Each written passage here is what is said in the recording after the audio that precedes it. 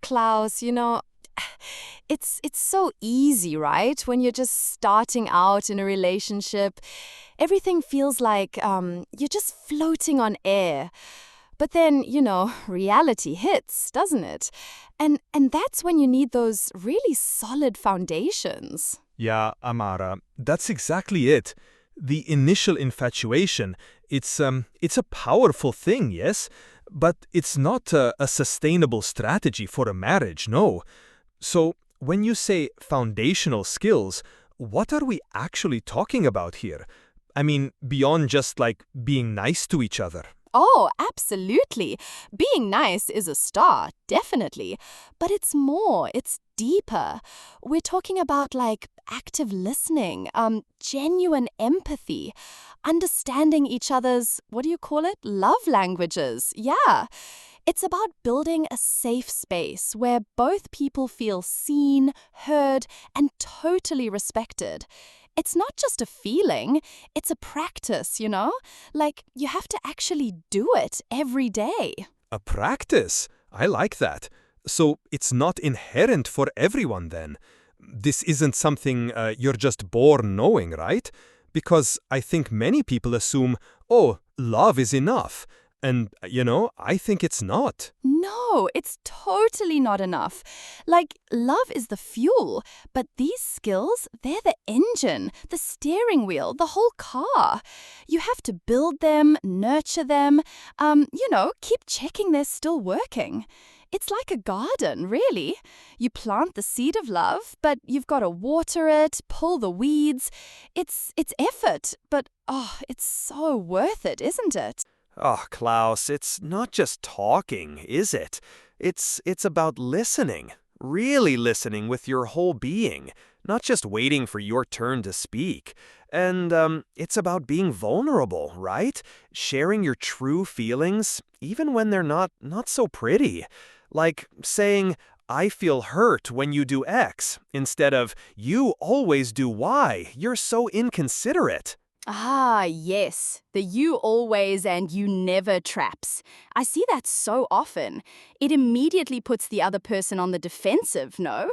So how do you, how do you manage to like convey your point without alienating your partner? Exactly. It's all about those I statements, like I just said, focusing on your own experience, your own feelings, and also choosing the right time. Don't try to have a deep conversation about finances like 5 minutes before bed when one of you is already tired. Or when you're really angry, maybe take a little break, cool down, then come back to it. That's super important. That's very wise, because sometimes I think people, they bottle things up, yes? And then it explodes and it becomes much bigger than it needs to be.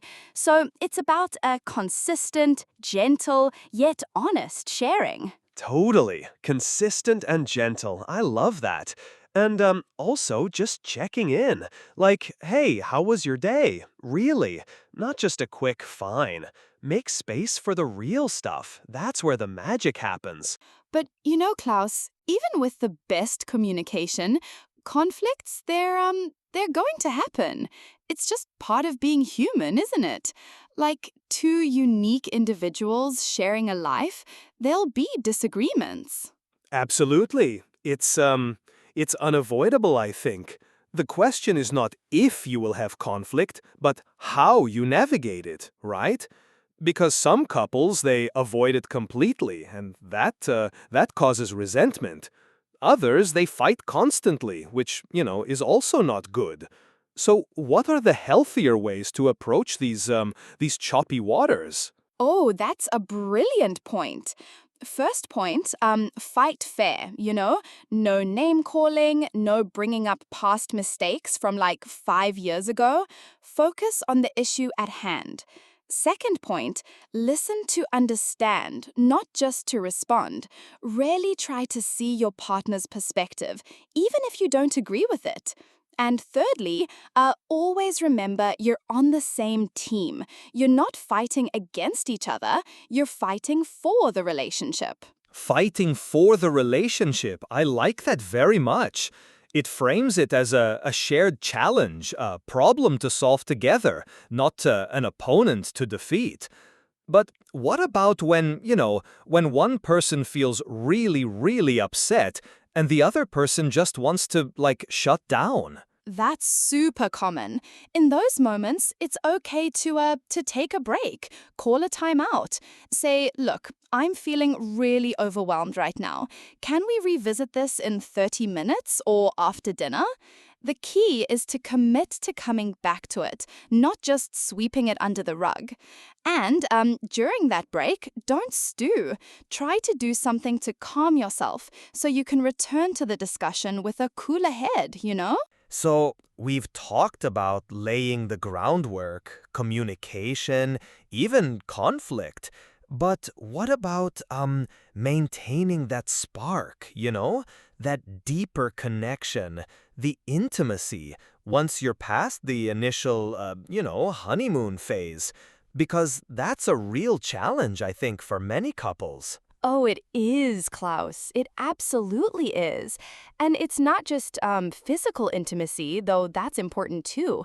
It's also emotional, intellectual, spiritual intimacy. It's about continuing to date each other, right? Like, even if you've been married for 20 years, still have those date nights, those little surprises, those deep conversations. Date nights. Yes, I hear that a lot. But sometimes it feels, I don't know, like a chore if you're not intentional, no? So, what makes a date night truly effective, for reigniting that connection? It's about presence, really, being fully present with each other. Put the phones away. Talk about something other than the kids or work or bills. Ask each other questions like, what's been making you happy lately? Or what's a dream you've put on hold? And touch, a hand on the arm, a little brush of the knee, small gestures, they truly, truly matter. It's like tending to a delicate flame. You can't just assume it'll keep burning on its own. A delicate flame. I like that analogy. So it's not a one and done thing, but rather a continuous effort to nurture that closeness, yes? And to find new ways to connect as you both evolve. Exactly. You're evolving, your partner's evolving, your relationship has to evolve with you. It's not static. And that means continuously discovering each other, like you're meeting for the first time in a way. It's exciting, actually. And that brings us to this idea of growing together. Because, Klaus, people change, like radically sometimes. So, how do you make sure that you're growing with your partner instead of like growing in completely different directions? That is a fundamental challenge, I think, because personal growth, it's so important for individuals. But how do you ensure it aligns with the growth of the couple?